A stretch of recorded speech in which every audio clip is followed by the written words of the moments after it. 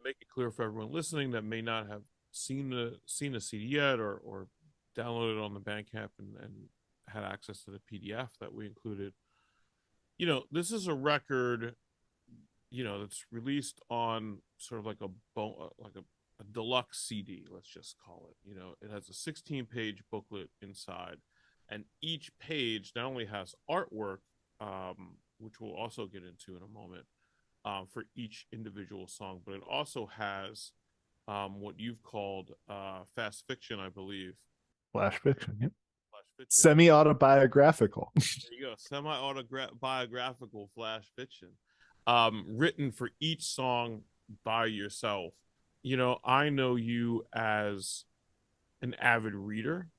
Mhm. I've said this many times. I don't know if I've ever said it on our show, but like, to me, reading is also a talent. You can either read 4 or 5 books in a month, or you can't. It's something you can practice and get better at. It's like, just like any other talent. Mhm. It's not a God-given talent or anything, but it is a skill that you have to develop. And Mhm. I've always known you as a person that's an avid reader, and I think that sort of, you got into this a little bit earlier, that sort of like gets into sort of like some of the influence and the why this record sounds the way it does, and why you approached it the way it does, even though it's an instrumental record. So talk a little bit about that influence, like your literary Mhm. influences, because that's a very unique thing about this record. I feel there probably are literary influences to this record, and then how that influenced the way that you wrote, and why you would even feel the need to write in the way that you did for an instrumental record.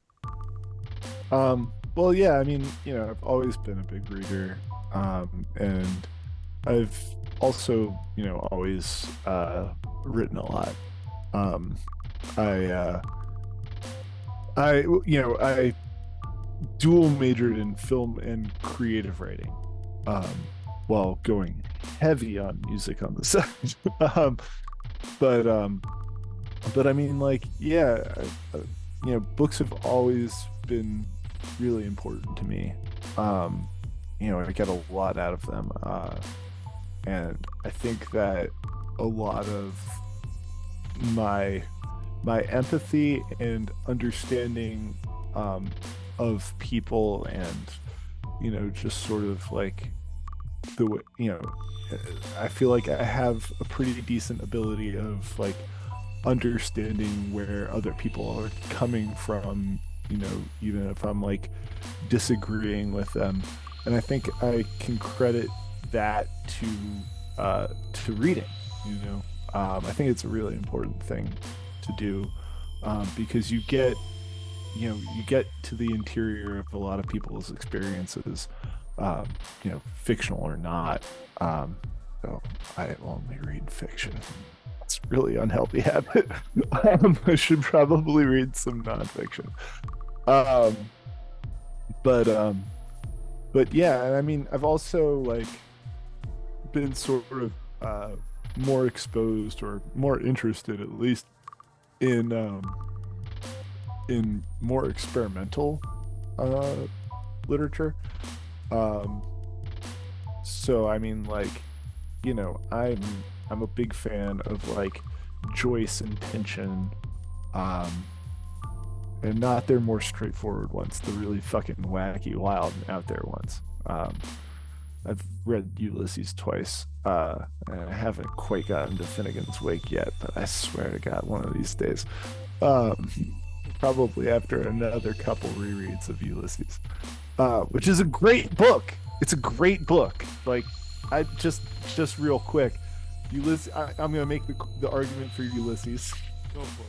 Go for it. It is definitely like it's a tough one for sure, but it's also so fucking funny, and it's like, totally considered as like this, like, oh, this heavyweight of literature. Oh, it's so serious, but it's filled with dick and fart jokes. It's hilarious. Joyce is one of the funniest fucking people who ever lived on this planet. Um, and it's also just so beautiful. I don't know. Anyway, I have a cat named Ulysses, and hell yeah. I Well, don't get too he, excited because no, because I he's the all first for time I brought also. him well the first time I brought him in to the vet, the vet assistant that gets you set Mhm. up, you know, he's like, oh, what an adorable cat, blah blah blah, oh, Ulysses, and he's really excited, like just like how you just were, and he was just like, is this after the book? And I was like, no, it's after the general. And his disappointment All was right. very palpable. It was very much like elation to confusion, and I was just like, I mean, I obviously didn't say this, but I was thinking, dude, you really need to do a little bit of history, like research. Like I Ulysses mean, Grant was actually really awesome, and also if you've seen shoot, what's the name of that movie with Oscar Isaac, um, where he plays the guitar player. Inside inside Llewyn Davis. So there's also an orange cat named Wow, Ulysses in that movie, so masterpiece. that doubles over as another inspiration for his name. But Nice. yeah, but I just Well, it was the same I exact mean, reaction where he was just, there's oh, there's two books. You could have also named it after Homer, or once the Romans were done with Homer. I don't really know how that happened. So this is why I need to read more nonfiction, is to understand how Odysseus became Ulysses. I don't. I don't know. Uh those Romans, you're they asking the wrong person to clarify that for you. I do read mostly nonfiction, or at least I did when I was reading more than I do now. Which is sad to say that I try to read books, but I get through like 15 pages and then I watch YouTube on my commutes, which is hey, maybe you're just not reading the right stuff. no, I'm reading really dope stuff. I just my attention is fucking terrible at this point in my life. Dude, if I got to next time you're here, I got to show you my book collection because I have like books, and I'm like, yeah, I haven't read that yet, and you'd be like, what the fuck? Like, these are... But anyway, in terms of like your Yeah. influence, like, in what you wrote for the CD booklet for the songs, like, was there a particular influence of something that you have read that kind of feeds into your work? You were talking about experimental fiction. Just talk about like what drove you to think about it in that literary way when you were creating this music. I mean, I feel like I could talk about influences, but it would be mostly a subconscious thing. Yeah, Because I that's what didn't it should sit be. down and was like, Yeah. okay, I'm going to write something like Joyce or Pynchon, but they were, both there in the That's background. pro tip is that is Um, exactly how influences work. yeah. If you aren't There's influenced in that manner, you're probably just stealing. But yes, the yeah. influences come after you're done with the work, where you're like, oh, that Yeah. yeah, that like, so yeah, that's totally normal of you. Yeah. But I'd say like probably the writing is most influenced by Joyce and Pynchon, I think, in terms of language. Mhm. There's some David Foster Wallace, there's some Clarice Lispector, um, a little bit of Marguerite Duras, probably. Um, and just sort of, their contemporaries as well.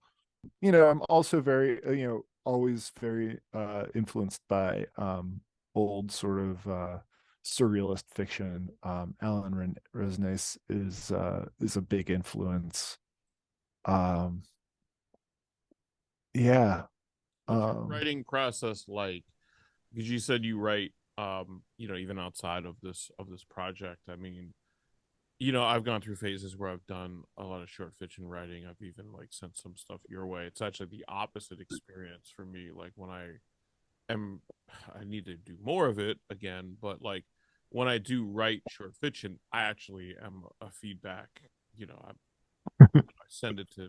I don't have that many people to send it to, but three that I do, no. I try to get feedback before I finish it, before I do my Mhm. final edit, because the last thing you want to do is something that's so time consuming, even of a short story, is like Mhm. write the entire thing and feel good about it, and then like have people read it and be like, "Yeah, you have no comments in your shit. Like, what are you doing?" Because then it's just a pain in the ass. Whereas music, any correction I need to make in music is like, it's like automated, like it's like breathing at this point. So, Yeah. Yeah, talk about like just like how what's your process like for writing, like do you write often, and like how do you do your edits and things like that? Well, I don't write anywhere near as often as I ought to. Um, you know. Um, but like it's been too long. Me I too. have Yeah. ideas. I have ideas though. Yeah, your Oh, stuff is really good. thank you. You should do some stuff and then send it to me, and I'll tell you how to make it better. Yeah. The worst thing I did, this is a side conversation, but I think it's interesting, is like I at one point, it was right before the pandemic started too. So it Mhm. was like terrible timing. And I had written a short story that I actually haven't even shown you. And Oh shit. I wrote a short story and I joined like this site called Readsy. And Readsy basically is like, you pay like $50 and some random editor, you get paired with an editor Okay. and you get to choose from parameters and you edit it. So I get through this whole story and it's this loose science fiction sort of story about like a guy who loses everybody in his life and all he has is like his cell phone images of them, and he's in an advanced future where there's like an incredible amount of searchability and metadata through these images, and he's just left alone with these images to kind of go on and on with them. And I Mhm. write the entire thing and I submitted it into this service, and the guy writes me, and he's like, I don't know how you feel about this. This is an interesting conversation to me, but like, he's like, this is an interesting story, but um, I'm not sure it should be in the first person the way you've written it. I think it should be Mm. narrative. And I'm just like, and I took it on like at first, and I tried to rewrite this fucking short story like through a narrative perspective instead of from the first person. Mhm. And I realized that like I guess within writing circles, there's a certain amount of people that have a bias against first person writing. I think Mm. it's too easy or something, which is kind of insane. Mhm. But like the most influential fictional book that I read when I was a small child was Catcher in a Rye. Mhm. So everything is seen through the lens of Catcher in a Rye for me, and then the things that I got into later was like Dickens and stuff like that, and that's all like basically first person. So like first person is kind of all I know, and I enjoy Okay. writing from that perspective. I enjoy writing from a different like a character that I've made up's point of view, because Mhm. that's how I think. Because I'm an only child, so I always have a narrative running in my head. Mhm. So anyway, I don't know where to go with this now, but the point of it is like I don't know. Do you kind of like you said you haven't written in a while, neither have I, unfortunately. And I guess the reason I brought that up is because that kind of like threw me off and Mhm. like put me into this sputter where I just Mm. like haven't picked it. I've needled a little bit for that story and a few other short stories that I've got popping around, but I started doing like collaging and painting, and obviously I'm still doing music, so like it kind of threw me Mhm. off course to what I was doing back when Mhm. Withering got published and shit like that. Um, but like, do you think about writing in that way, like, or like you know, and I guess to bring it back to the album too, like, are the things that you wrote for the record sort of, you said they were semi biographical, but how much of that is first person to you or first person to a character playing you, if that makes sense? Mhm. Well, the text definitely jumps between first, second, and third. I'm pretty sure I got some second in there. Some you, right? Did I? I don't know. The second person is a lot of fun. um, to be honest, I really like the second person. One of the things I really like about the second person is like it really forces you, I think, to experience what happens through the lens of the character more so than the first person, you know, if that makes I sense. just I got too uncomfortable like placing the story in the reader's hand. It felt like a to me the way I was writing it, it felt like a choose your own adventure book or something. And I was just like, this Mhm. doesn't work. This sounds corny. But for you, it obviously is working. Um, I so love this episode. uh, But moving through, um, I mean, this record. I don't know if this is a question as much as a statement because I have some other things I want to get to, but like, you did something that I think I don't want to like downgrade what you accomplished by saying this because I'm meaning it in a positive sense. I think that cut me down to size. no, I think instrumental record and making well, having art created for each song and then writing something for each instrumental song, it feels familiar to me in a lot of ways. So I feel like other people have thought about doing this, or maybe I've thought about doing something like this in some deep forgotten time. Um, or it's just something that clicked with me that I understood it because I do write and I do art and I do music, so it all made Mhm. sense. Um, but you actually did it. You know what I mean? Like, and that's the thing about art is like, you can kind of be like, oh well, but like, the person that actually did it deserves a lot of credit, and I guess I just want to give you that credit and maybe get a little bit of context for how you landed at that approach, this approach for this record. Because it's one thing to say, to sit and have that pipe dream of like, yeah, man, I'm gonna make this instrumental record and I'm gonna have art commission for each song, and I'm gonna do these, fucking fast fiction pieces for each one. But like, you actually put it together in a way that didn't, come across as pretentious or overthought. It just was natural to you. So like, you know, how did that seed form? And when did that happen? In the process of creating the music, that you knew that those three things were going to come together to tell the story. Well, I mean, I sat with the album for a while, just trying to figure out how to make it good and listenable. um, and like in that process, I sort of began to understand like what was going on in each song and just sort of like brought that out. Um, and I think that like I think part of me, I think the way that some of this really came out is I felt like I needed to give the album weight, which is kind of pretentious to say. Um, that's fine. I'm kind of pretentious. It's okay. I've made peace with it. Um, hopefully there's enough emotion in there to make it to balance it out okay. Um, but I decided that I mean I like telling stories, I like writing. Um, and I thought that it was a good opportunity to sort of, you know, do that as well.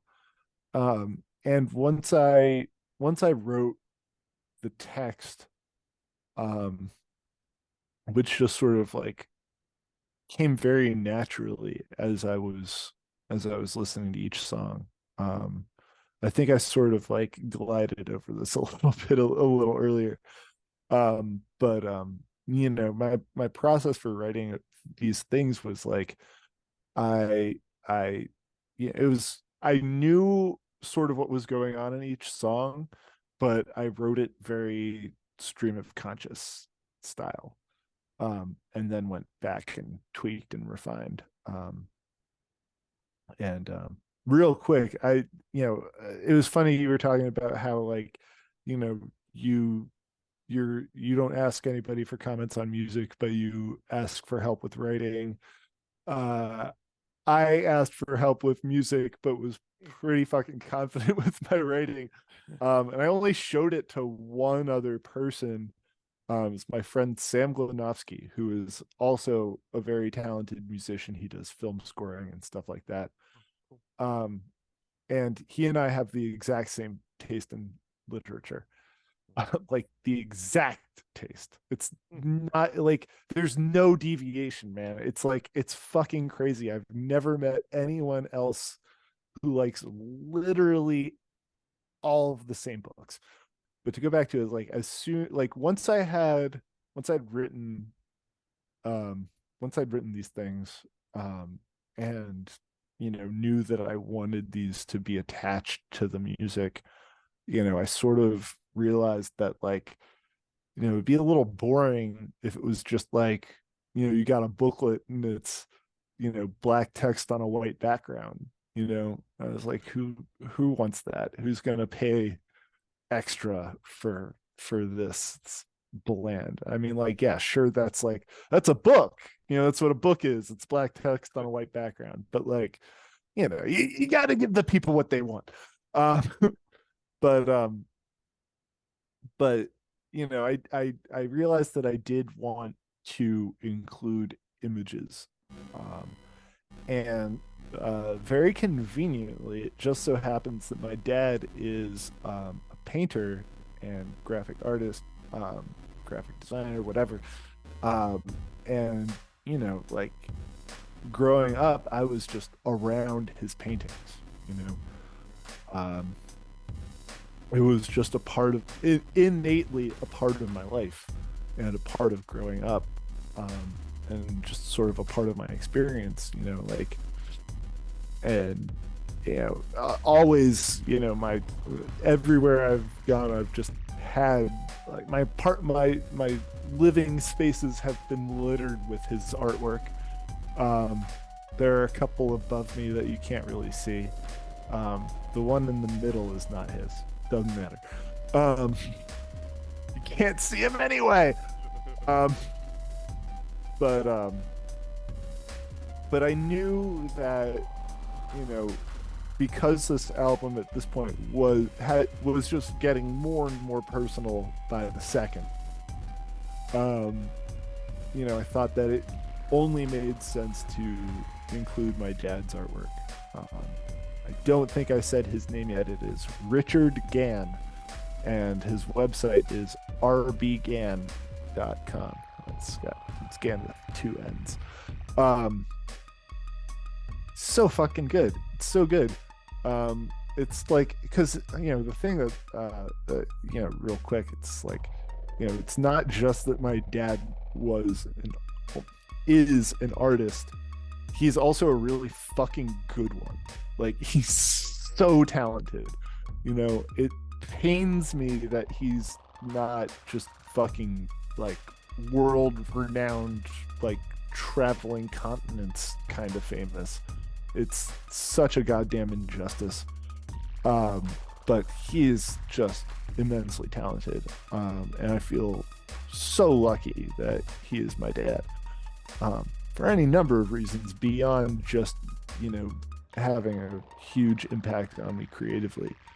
But so, you know, so basically the way that worked out is, it was like, Dad, I need art. Give me all of your art.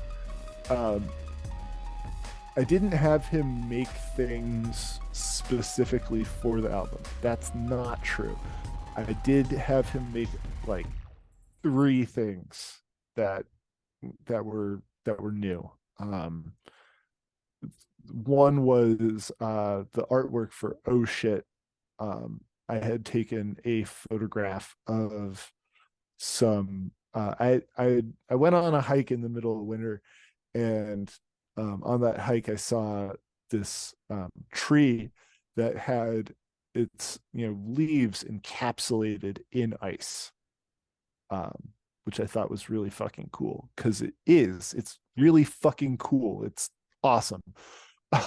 Nature is fucking awesome, literally. But so I sent that to him, and I was like, Dad, have some fun with this, because aside like he's a painter. He works with a bunch of different mediums, like oil and wax and egg tempera, but he also is like an expert at Photoshop. He teaches Photoshop at the Rhode Island School of Design. Um, like he's a pro. So I was like, take this, do your fucking thing. And that was also true with the front and back covers, which are their own sort of personal thing. Um, the front and back covers are um, the last two photographs I took of my cat Spanky, who passed in 2019, um, who was who I had for like 10 years at that point. Mm. Um, he was older than 10. I didn't do a terrible job of taking care of my cat. you know, he led a much longer life, but he was my cat for 10 Yeah, years. yeah, yeah. Um, and he was so awesome. What a fucking like what an awesome guy. Um, Rest in peace, Spanky, King of Cats. I mean, Spanky chose me. It's not even like I didn't pick out a cat or Right. anything. Spanky was just like, oh, you're my human. You're my human. Cool. We're gonna do this. But I also didn't want the cover of my record to just be pictures of my cat. So I had my dad, just sort of mess with them and make it a little bit more abstract. And part of my hope is that it isn't like I don't think it's immediately clear that what you're looking at is a cat. Yeah, it took me. It took me. It wasn't immediate, but I mean, I knew because I Yeah. have cats. But even Yeah. for me, like it took a little bit of time, and I didn't even ask because I didn't want to be like wrong. I didn't want to be like, "Hey, is that your cat?" So I didn't Yeah. ask you, but I just assumed that I figured it out within about a minute or two of looking at it. But yeah, like it Yeah. does do that job in terms of being an abstract figure and becoming clear what it is, and then Yeah. the pose, how it relates to the subject matter, and all of that for sure. Yeah. And really, like, honestly, like, that's kind of the theme of the album is like, I want all of these things to be there, but I don't necessarily want them to be immediately apparent. I want people to like sit with it and then like realize like, oh, this is what's going on here. This is what this is. This is what I'm seeing, or this is what I'm hearing, or like, this is where this all fits together. Um, Yeah. but to go back to the original question, I think aside from those three images, all of the artwork was previously made. It was paintings that my dad had made, or digital collages that he'd made, and I sort of went through everything and was like, I mean, these had been images that were a part of my life, Right. growing up. Like this is just what I was surrounded with. Um, and so it was sort of like picking out what was in my subconscious, you know? It was like, okay, so this track has this emotion. Where did I get that emotion visually from this thing? Um, and and one little last bit on that note is the painting that is the cover of the booklet itself, not the cover of the album, but the cover of the booklet. That was one of the earlier paintings that my dad made, and he made it when I was like a very, very small little baby. And it's got, for people who haven't picked it up yet, it's sort of people in a landscape, and in the foreground there is a river running, or a lake, or there's a body of water, with somebody standing in it, and little, like, 1 year old banana fucking help paint that river, or that body of water. Like, he gave me the brush with that little bit of blue, and I just sort of went in there did my thing, and like, and it was really important for me to include that painting in particular because that was, all of it is very personal, but that one I think was probably the most personal. I mean, that's really cool, and it's a cool story. One thing that you said that reminded me of things that makes this extra cool is like I could certainly remember certain album covers that my parents had of music, and they weren't huge music collectors, but they had their collection. And Mm-hmm. there's certain records like Sly and the Family Stone or Vanilla Fudge or the Doors or the Beatles, and um, those are kind of like very well known records. Mm-hmm. They weren't avid music collectors, like I said, but like I have a special sort of emotional connection to those album covers that I grew up with. They were the first album covers I ever saw. So therefore they were the first artwork that I ever saw. So I can only Mm-hmm. imagine if like I grew up and those memories were imprinted on me and then those images weren't like, you know, greatest hits of Sly and the Family Stone that somebody else made, but it was actually made by somebody in my family. And Mm-hmm. then years later, you're able to use those images that have those embedded feelings of the 5, 6, 7, 8 year old Mm-hmm. version of you, and then use it for your artwork as an adult. That's a really cool thing. I could put myself in that position and see how cool that was. That actually makes the art like pop a little bit more for me now that you said that. It was a really special thing, Yeah. you know.